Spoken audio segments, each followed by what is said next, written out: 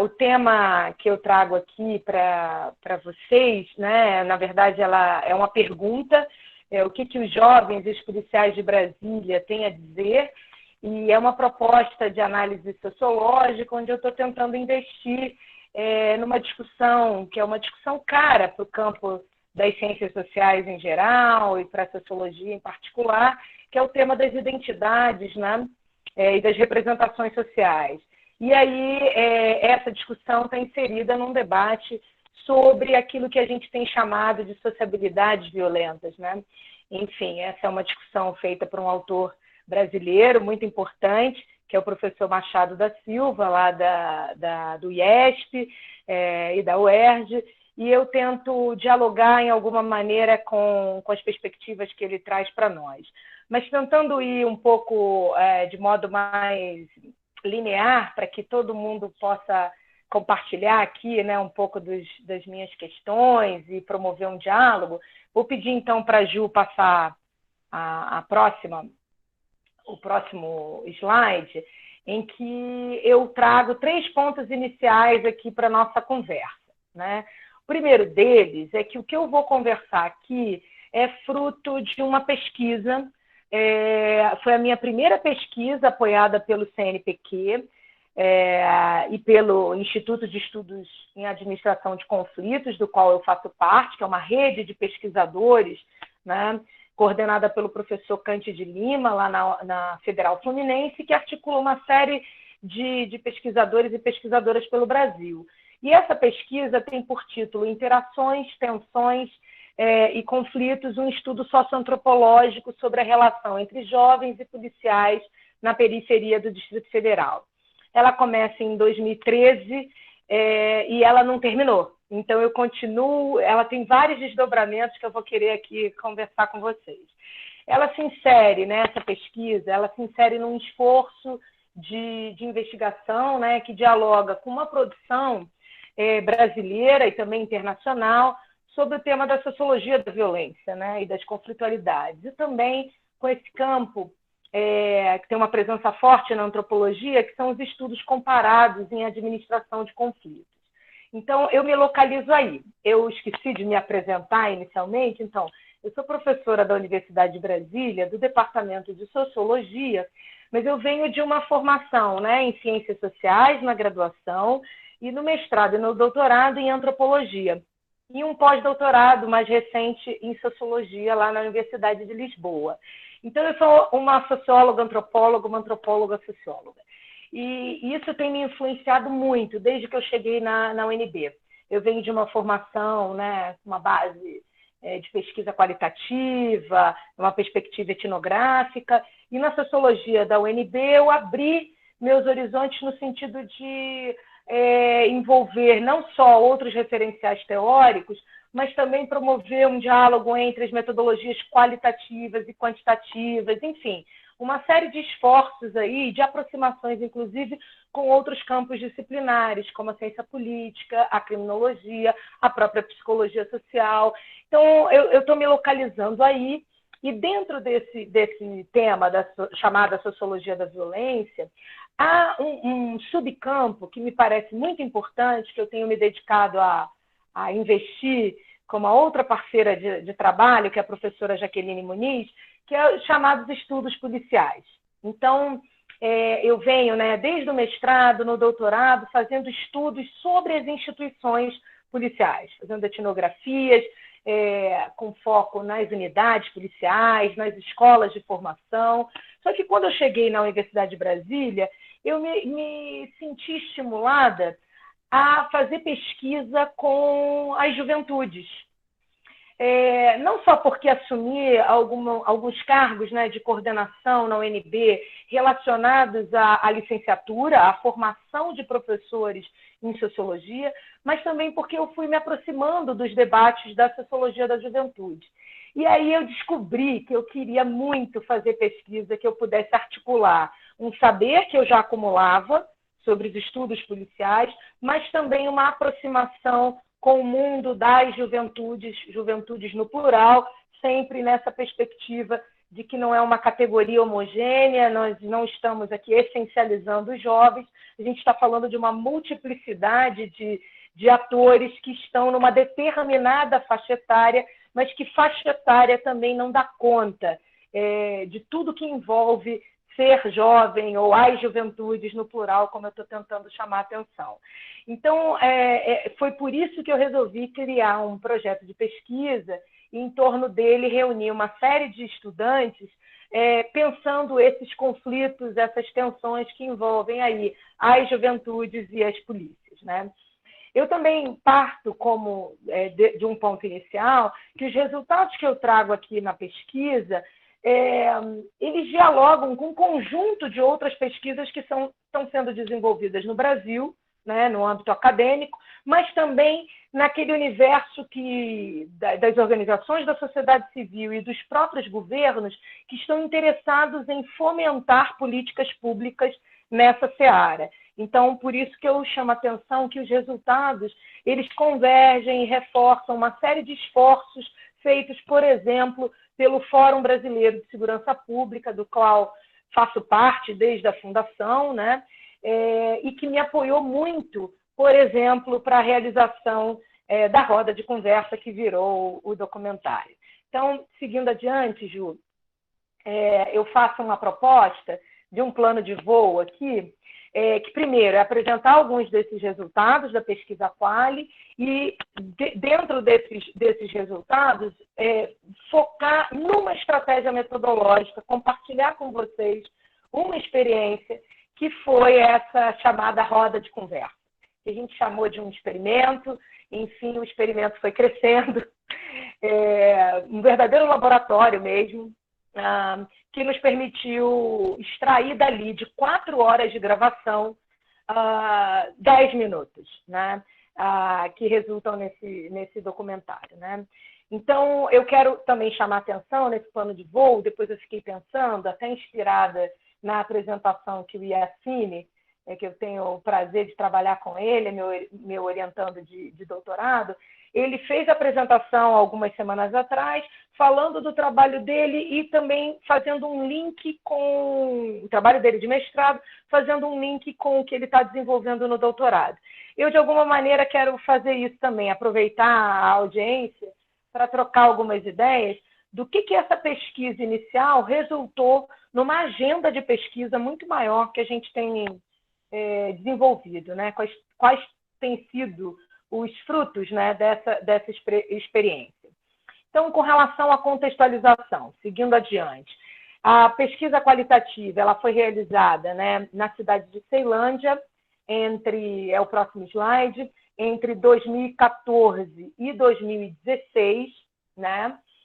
Só que a gente não saiu do campo, de 2016 em diante a gente continuou fazendo algumas atividades, mas no âmbito desse projeto em si, ele se encerrou, né, tecnicamente, em 2016. Depois, e qual foi o objetivo ali, né? Eu não sei se Gil pode passar a próxima tela. A proposta foi mapear, né, quem são e o que pensam os atores com os quais a gente estava dialogando. Quais são esses atores? Os policiais e as policiais, os jovens e as jovens, né? Colocando luz sobre, enfim, aspectos e marcadores sociais e culturais que norteiam essa relação cotidiana, né? Eu falo disso naquele artigo, que é um artigo que saiu num blog do grupo de pesquisa em Sociologia da Universidade de Lisboa, e vocês vão reparar ali que ele tem uma linguagem mais coloquial, e a ideia era essa. Eu fiz uma exposição parecida com essa em Portugal, e ao final os interlocutores, né, meus colegas lá de Portugal, falaram: a gente quer que você escreva para o nosso blog de uma maneira bem coloquial, para que a gente possa fazer algo que é muito caro, que a gente ainda tem muita dificuldade de fazer. Não sei se fui feliz nessa tentativa, mas era da difusão científica. O que a gente produz na academia e como é que a gente consegue transmitir isso que a gente produz para um público maior. Por isso a história de um blog, e aí eu brinquei, Ju, eu quero compartilhar com os estudantes da Católica e os que estão nos assistindo exatamente essa experiência de escrever num blog. E a ideia ali, né, o que eu tenho trabalhado muito, é essa perspectiva de fazer uma análise das narrativas desses distintos públicos, né, como num jogo de espelhos. E o que é esse jogo de espelhos? É a ideia, a tentativa de fazer com que os nossos interlocutores falem sobre esse outro, né? Mas também se reconheçam nesse outro. Tá? A ideia do espelho é porque quando eu olho para o espelho, eu me vejo e nisso eu reconheço algumas coisas que eu tenho gostado muito no rostinho e outras que eu estou odiando. Né? Então, esse exercício do jogo de espelhos me permite construir espaços de alteridade, algo extremamente discutido na antropologia, mas não só, nas ciências humanas em geral, que é essa nossa capacidade, esse exercício de se colocar no lugar do outro, né? E compreender esse outro nos seus próprios termos.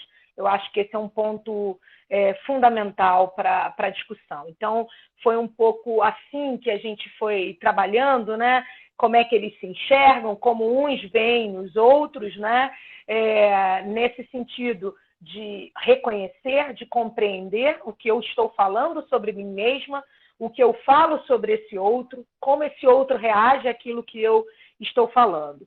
Então, entre as várias dimensões, né, que eu pude explorar, enfim, durante o percurso, destaca-se o fato de que os policiais e as policiais e os jovens estavam quase sempre no mesmo momento etário. Tá? Possuíam origens étnicas e geográficas, ou seja, nasceram ou moram em lugares muito parecidos ou em contextos muito parecidos, né, daqueles que eles vão policiar ou daqueles que eu vou ser policiada. Né? Então, eu queria entender um pouco isso. Como é que com esse compartilhamento de uma determinada faixa etária, de alguns valores culturais, de algumas localizações geográficas, se isso tem ou não impacto. A palavra impacto é um pouco complicada, mas de que maneira isso alimenta e retroalimenta essas interações, né? Esse é um ponto que eu queria, que tem a ver com esse contexto, né? E tem uma pergunta, né, que é a próxima tela. A minha pergunta é a seguinte: o que esses encontros, né, entre policiais e jovens, na periferia do DF, no caso aqui circunscrita ao campo feito em Ceilândia, revelam sobre as visões de mundo desses agentes públicos acerca das ações que eles desenvolvem, né, especialmente para esses jovens. Então, eu estou chamando aqui encontro, e isso vocês puderam ler no artigo lá do blog, encontro como essa possibilidade, eu brinco que às vezes são encontros, outras vezes são desencontros, né, ou colisões. Mas eu tomo essa ideia de encontro, no sentido figurado, como uma expressão concreta da relação entre o Estado e a sociedade. O Estado aí sendo a polícia, né, obviamente, a sociedade a partir das juventudes que estão aí numa relação muito tensa, numa relação muito difícil por muitas vezes, no contexto brasileiro. Então, o estudo de caso que eu estou inserida me permite extrapolar para outras realidades brasileiras. Eu acho que isso também é um ponto que eu queria chamar a atenção, porque toda vez que a gente faz pesquisa qualitativa, toda vez que a gente faz pesquisa circunscrita num determinado território físico, aí um território físico, por vezes nós somos assim acusadas, não, mas isso não dá para extrapolar para outras realidades. Pois eu estou aqui afirmando de que é possível, sim, extrapolar para outras realidades. É óbvio que cada contexto é um contexto, né? Eu não estou querendo aqui homogeneizar. A própria categoria periferia, ela é problemática. Quero chamar a atenção de que a ideia do encontro entre a polícia e as juventudes nesse contexto da Ceilândia permite, sim, extrair lições, enfim, e desafios para pensar, num modo macro, a relação entre o Estado e a sociedade brasileira. Lembrando que essa pesquisa foi ali, a primeira etapa dela concluída em 2016, e que a gente não estava, passados 4 anos, eu estou falando com vocês, em 2020, com tudo que aconteceu e está acontecendo em 2020, reforça a minha tese aqui de que sim é necessário olhar para uma micro-realidade e, a partir dela, extrapolar para outros contextos, né? Pensando como isso reverbera em outras realidades. Vou pedir para a Juliana seguir adiante, passei então da questão central, e para dar um pouco um panorama das perspectivas teóricas, né? Indo para a lâmina seguinte. Bom, eu disse para vocês que eu estou ali inserida, né, no campo da sociologia da violência, e é um campo que recebe influências e que surge, né, sobretudo no Brasil, a partir de várias contribuições. Eu quero destacar duas que me influenciam particularmente. Uma é a própria Escola de Chicago, né, e os estudos empíricos desenvolvidos na Escola de Chicago, e como isso tem sido importante para o campo da sociologia urbana e antropologia urbana. Por outro lado, eu recorro a autores clássicos como Zimmel. Ju, se puder ir para a próxima. O Zimmel ele tem uma noção que me é muito cara, que é a noção de conflito. Então, vira e mexe, a gente se debate com essa questão no Brasil, né? Como o conflito sendo algo muito ruim, muito complicado. A gente tende, né, no Brasil, até por uma influência ibérica, uma influência portuguesa, vamos dar nome aqui, claro, às coisas, de que o conflito é algo que nos desestabiliza, e eu estou numa outra perspectiva. Eu estou aí sendo bastante zimmeliana, o Jorge Zimmel, em que o conflito ele é parte, ele é forma importante de interação social. É o conflito que permite explicitar as diferenças, construir consensos mínimos e viver no espaço público, e o espaço público, nesse caso, se eu estou pensando em encontro, né, que se dá através da abordagem, da blitz, da revista pessoal, da polícia com os jovens, a ideia de conflito é algo fundamental e não como algo negativo que precisa ser excluído, abafado, eliminado, etc. Essa ideia do Zimmel também tem uma repercussão importante nos estudos da antropologia jurídica, aí os estudos do Kant de Lima e de vários outros, que estão pensando as formas de administração de conflitos no espaço público, né?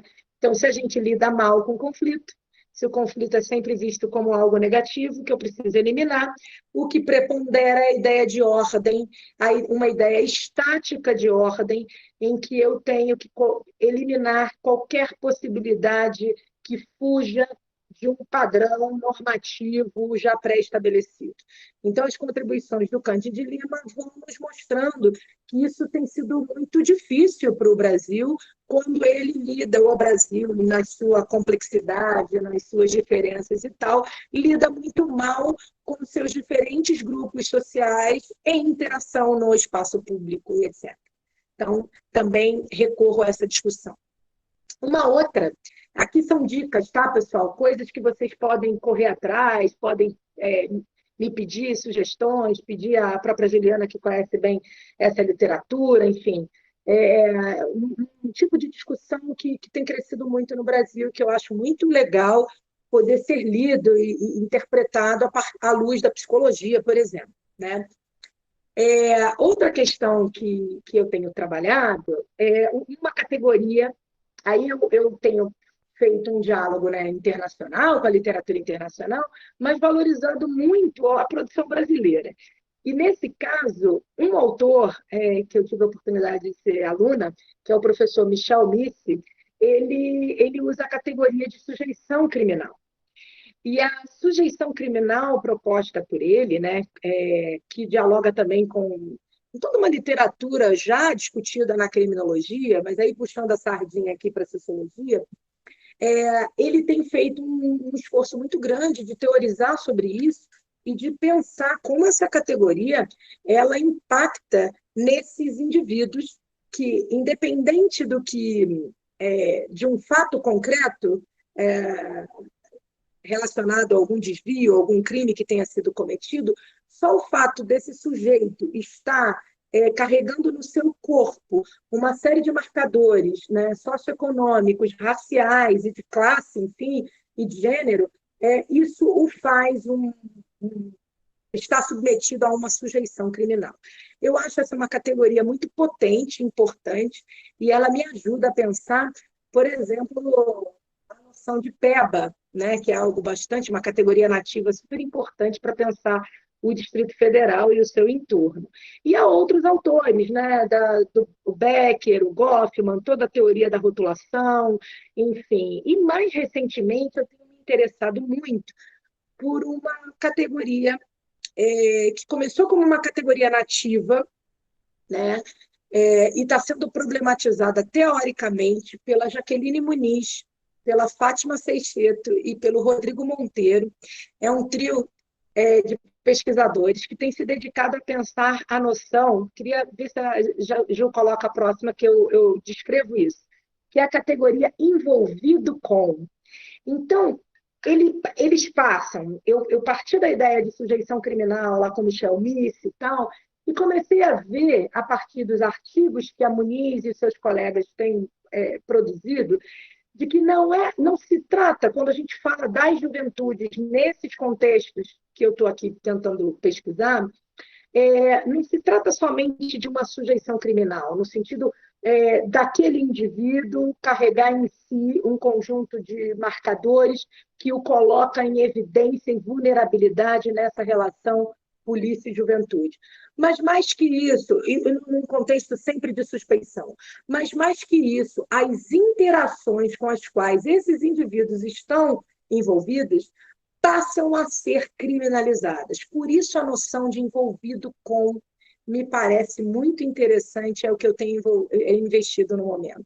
Porque o que está em jogo nessa categoria envolvido com é que eles lá, no caso, só para explicar, eles fazem pesquisa com projetos sociais em favela, com jovens de favela do Rio de Janeiro.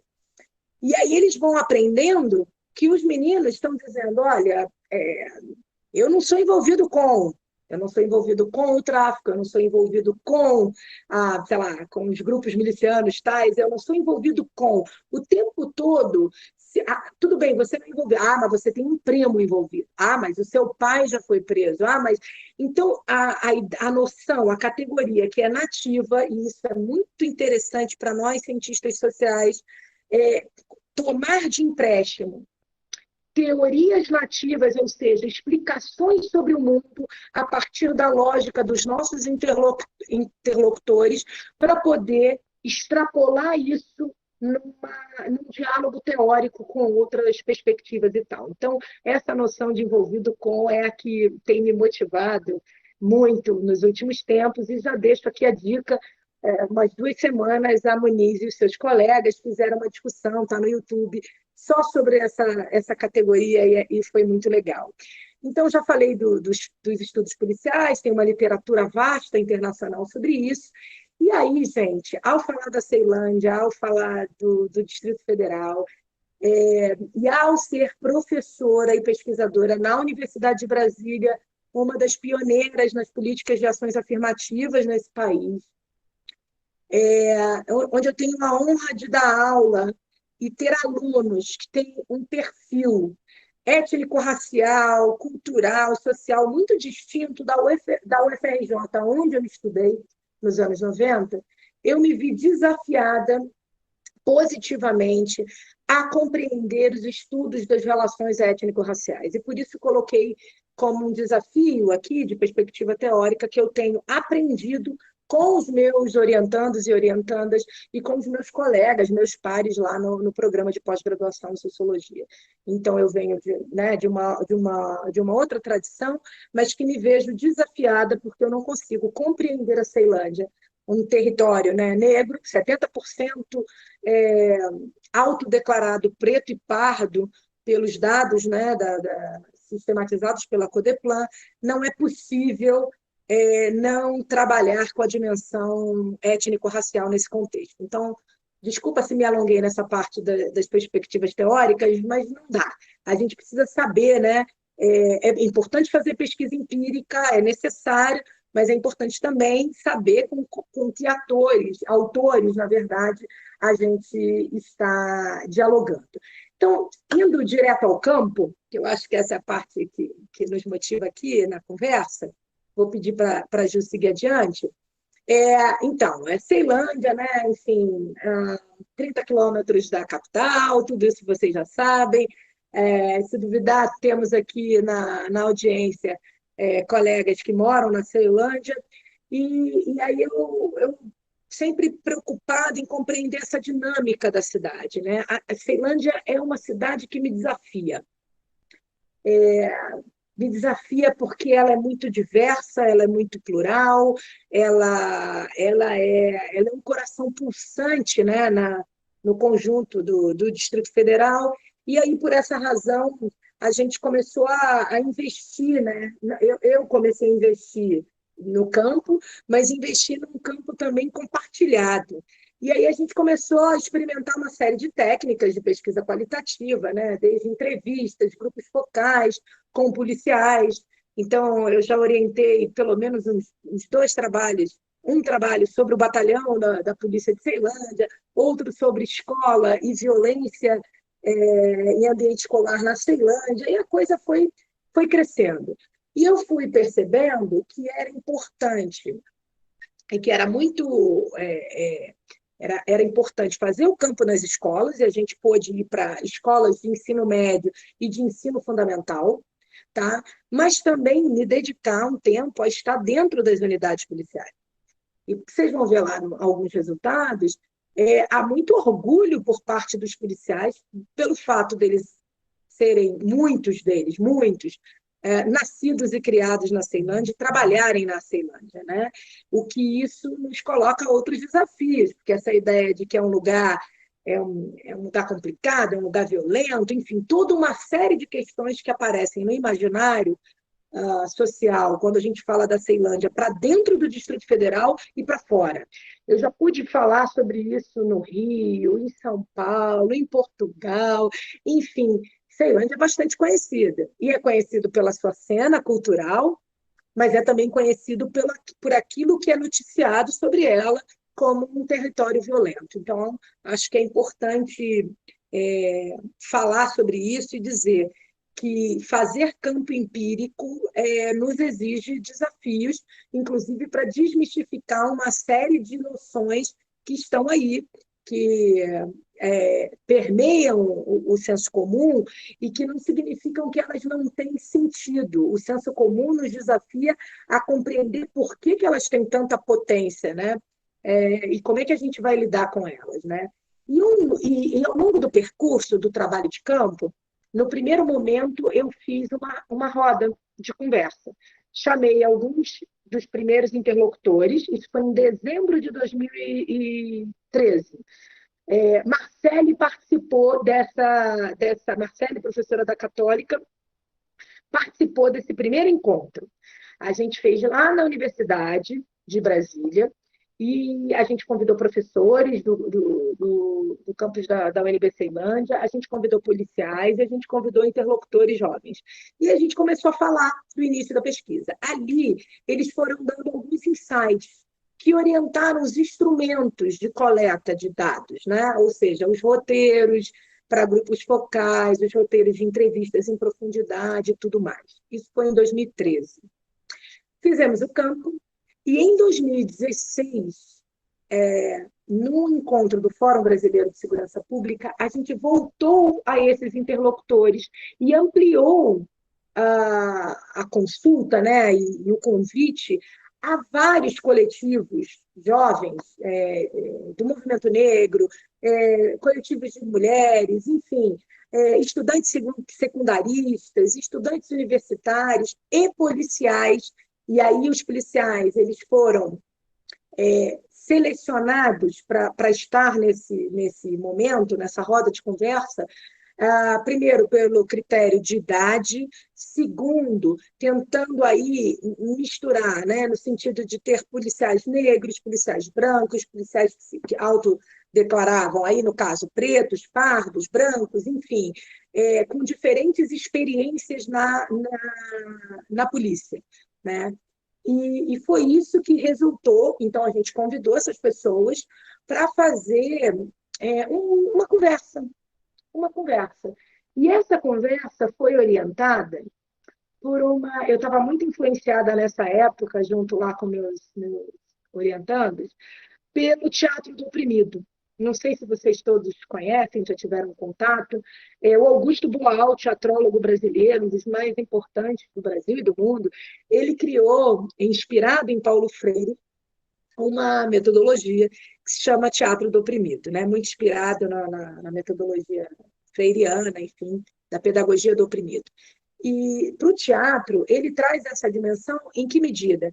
Em que os personagens, num determinado momento da cena, aquela figura que faz o papel da mãe, ou do pai, ou do filho, sai de cena e entra um outro personagem, estou dando uma situação aqui hipotética de família, sai de cena para que outro ator exerça ali a sua atuação, mudando rumos daquela história que está sendo contada.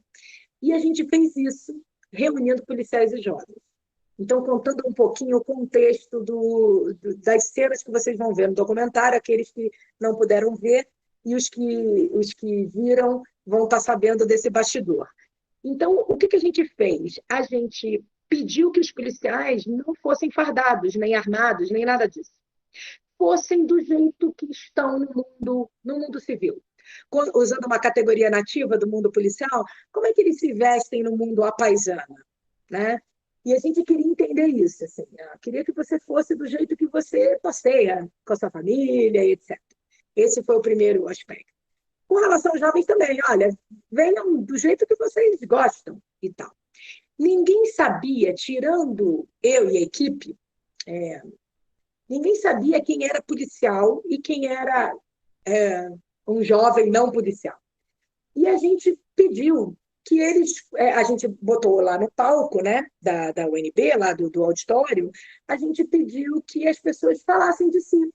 Quem eu sou? Eu sou ID, sou carioca, estudei isso, estudei aquilo. As pessoas foram falando. E a plateia ia reagindo àquelas falas, sem saber previamente quem era quem. Óbvio que em um determinado momento do percurso, da narrativa daquelas pessoas, eles iam, eu ia usar o termo se entregando, mas enfim, eles iam trazendo elementos narrativos que a plateia começava a perceber se eram policiais, se não eram, etc. Porque o que está no documentário são 10 minutos de 4 horas de gravação. Material de campo, enfim, audiovisual incrível, que ainda vai render um monte de frutos. Não sei quais ainda, mas enfim. O fato é que esse era o contexto. E as rodas foram trocando, e agora, quem quer entrar no lugar fulano? Aí vinha da plateia uma outra pessoa e ela ia falando. E a gente fez várias rodadas. Essas rodadas foram mediadas por mim, pela Silvia Ramos, né, uma professora da Universidade Cândido Mendes, que me ajudou a construir aquela metodologia, junto com 2 colegas, o Yuri de Moraes e o Carvalho Blanco. Os 4, né? Os 4 estavam envolvidos em como pensar essa estratégia, além dos meus orientantes, e todos eles estão creditados no vídeo. Então, foi esse o experimento. E ele foi, a meu ver, assim, né? Então, aí já falando de modo bastante parcial, no sentido de que eu me emocionei, vocês vão ver lá que eu estou chorando em algum momento, porque as pessoas se sentiram muito livres para falar abertamente, eu uso esse termo, né, aqui, vamos falar abertamente, sobre dores, sobre conflitos, sobre histórias de vida, etc. Então, eu queria pedir a Juliana que pudesse compartilhar o vídeo para a gente assistir rapidinho, e aí depois eu encerro essa primeira etapa, trazendo alguns elementos, alguns achados a partir disso que a gente experimentou no campo. na Universidade de Brasília, jovens e policiais do Distrito Federal e entorno se Está um encontraram. pouco baixo, O Ju. objetivo desse encontro foi promover o diálogo entre eles sobre questões fundamentais que marcam a interação cotidiana destes dois públicos. Falaram sobre abordagem, preconceito, medos, histórias de vida e possibilidades de construção de uma convivência cidadã. A metodologia consistiu em uma roda viva de conversa, onde puderam falar abertamente sobre suas experiências, expectativas e frustrações, no intuito de promover um canal possível de interlocução entre eles. Fragmentos desta experiência você é convidado a assistir agora. Estamos aqui hoje numa rara oportunidade de falarmos entre nós a realidade de cada um. Queremos que os policiais escutem o que temos para dizer e, em troca, prometemos que nós vamos escutar com abertura e coragem o que os policiais têm para falar. Como disse Nelson Mandela, verdade e conciliação. Ou seja, para podermos começar a pensar como vamos superar esse abismo de ressentimento entre nós, temos que começar escutando as verdades uns dos outros. A realidade, o dia a dia, as histórias de vida, os casos, as experiências. Então, se preparem, porque policiais e jovens vão falar. Vamos dialogar, não? Então, partiu!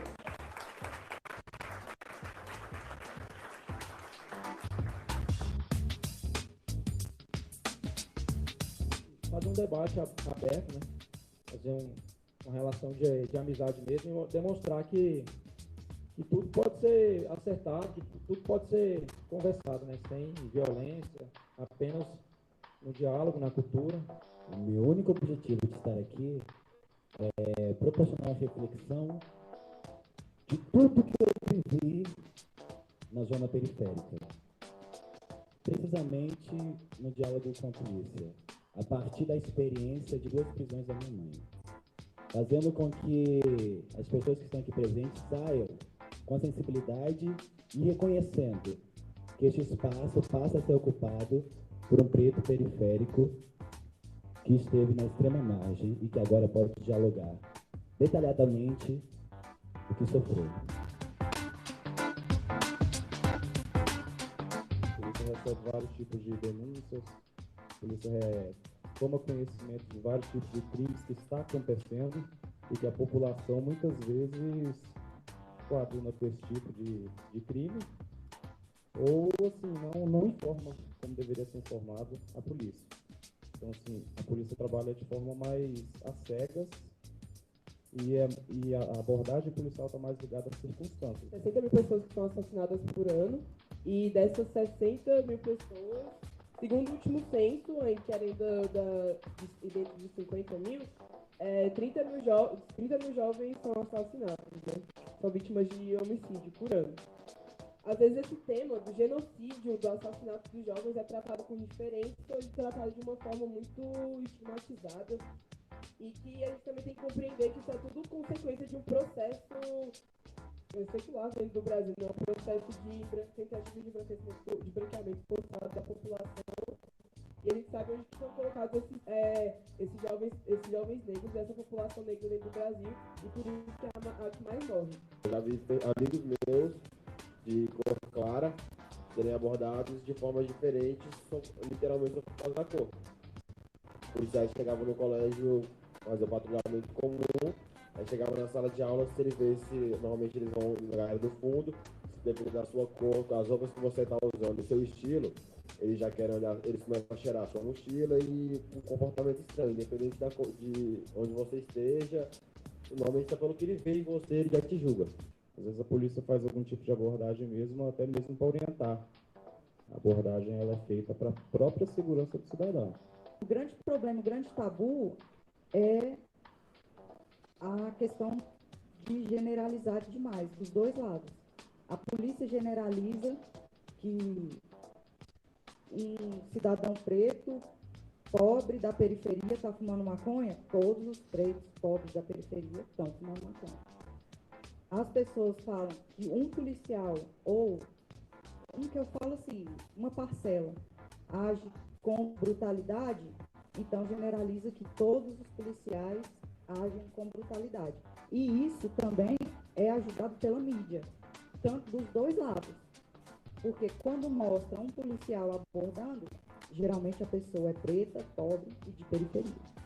E quando vê em uma manifestação uma pessoa jogando pedra no policial, ele é preto, pobre e de periferia.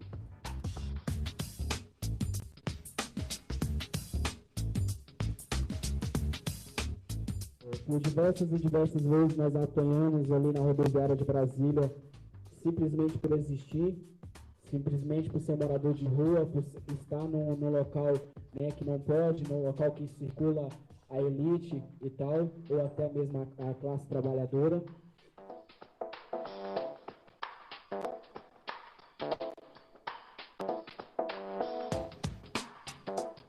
A partir do momento que você é tratado por um policial desqualificado e você não denuncia, a partir do momento que você visualiza o policial trabalhando de forma errada, visualiza policiais trabalhando embriagados, e você não denuncia, você é cúmplice.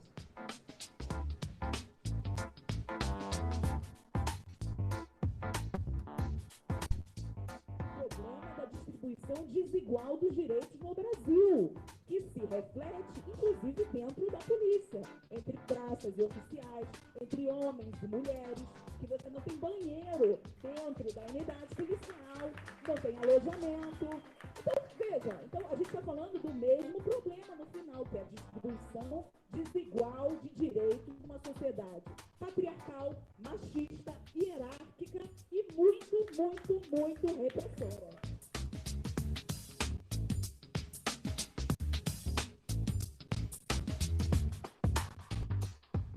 Eu estou aqui para tentar entender o lado do jovem também. Porque a gente precisa estabelecer um diálogo com vocês. A gente não sabe como. A gente não consegue. Né? Eu tenho uma missão, por exemplo, que é reduzir homicídios e o público-alvo que está morrendo. Meus clientes, olha que triste, né? São negros jovens. E os que eu preciso prender também são negros jovens. A maioria. A polícia, ela é racista. A gente vai ouvir vários colegas dizendo que não é, ou que é racista, a instituição em si é. Tem gente dentro da polícia que não é. Lógico, como a colega colocou, ela reflete a sociedade que a gente tem. Ela nem é melhor nem pior do que todo o resto da sociedade. Né? O colega perguntou o que eu deveria fazer quando eu tive meu direito comentado por 4 policiais. Você for à corregedoria, não vai resolver. É a verdade. Se você fosse na corregedoria da minha polícia, para não ser injusto com as outras, não ia resolver. Eu já fui corregedor, já fui diretor e já julguei vários casos de policiais que você via assim passar e de repente não tem prova.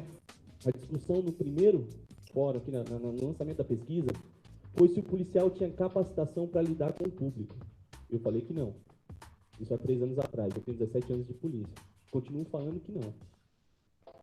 Nossa polícia, e leva até mais, as escolas, os hospitais, o funcionário público em si, ele não tem capacitação e muito menos saúde mental e fisiológica hoje dentro da sua instituição para tratar o público.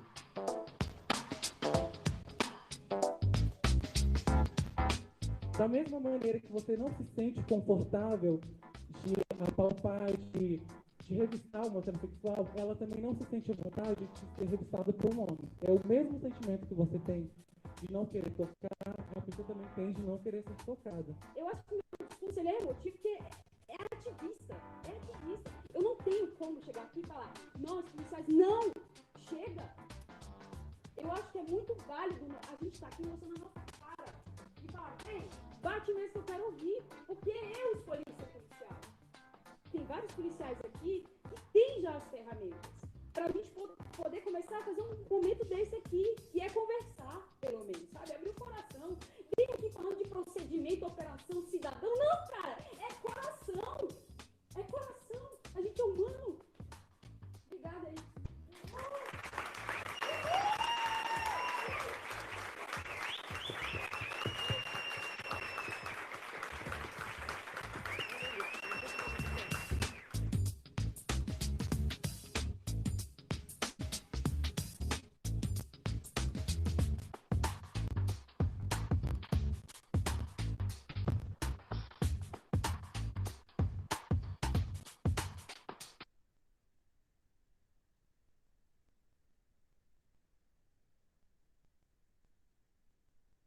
Oi, Ju.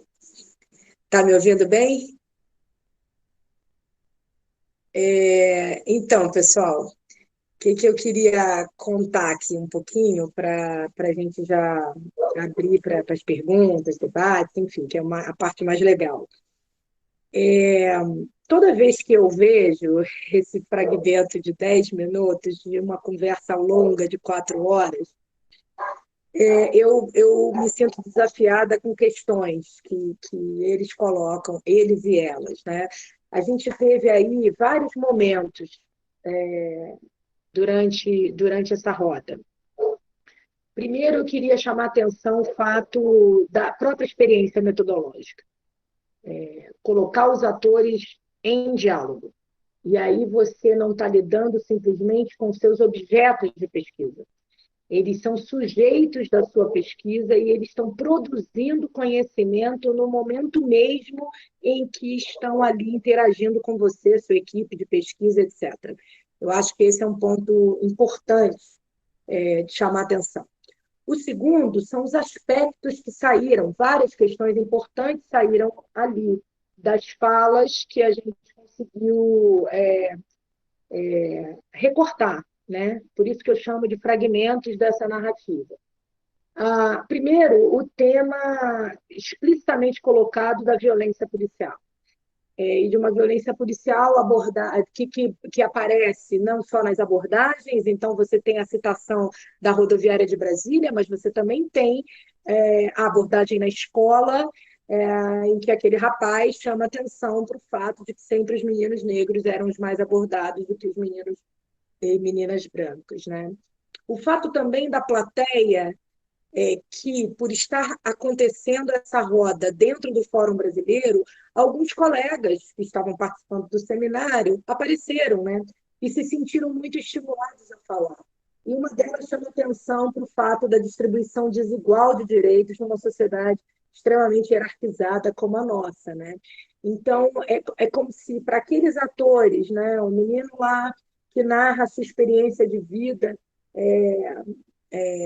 que a mãe foi presa, o outro que foi morador em situação de rua, e vários outros casos em que como se a gente sabe que ainda um longo percurso de uma cidadania que não é plena, de uma cidadania incompleta ou na encruzilhada, como diz o historiador Zé Murilo de Carvalho.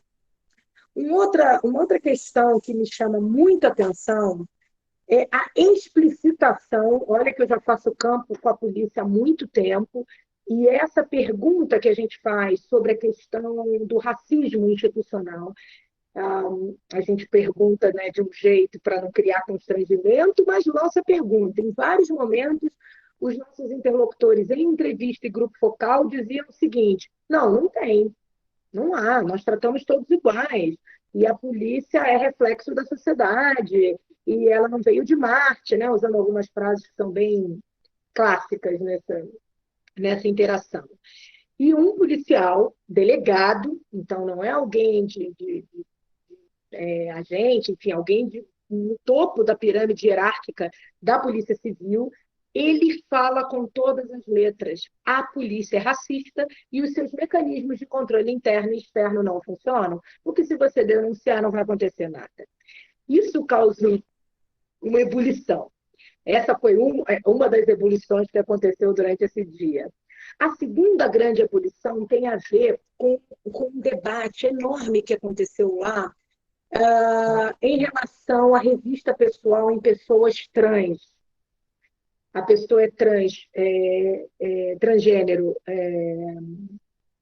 mulher, e é revistada por um policial homem, e o constrangimento que isso é. E o contrário também. E aí isso gerou um debate todo que finaliza com a fala dessa última policial. O debate era que a polícia tem protocolo. A polícia possui procedimentos operacionais padrão, ela segue a lei, ela usa os seus protocolos, e aí a policial pega, e muito emocionada, e começa a dizer: gente, não, os protocolos não dão conta, nós somos coração, nós temos que pensar também com coração e tal.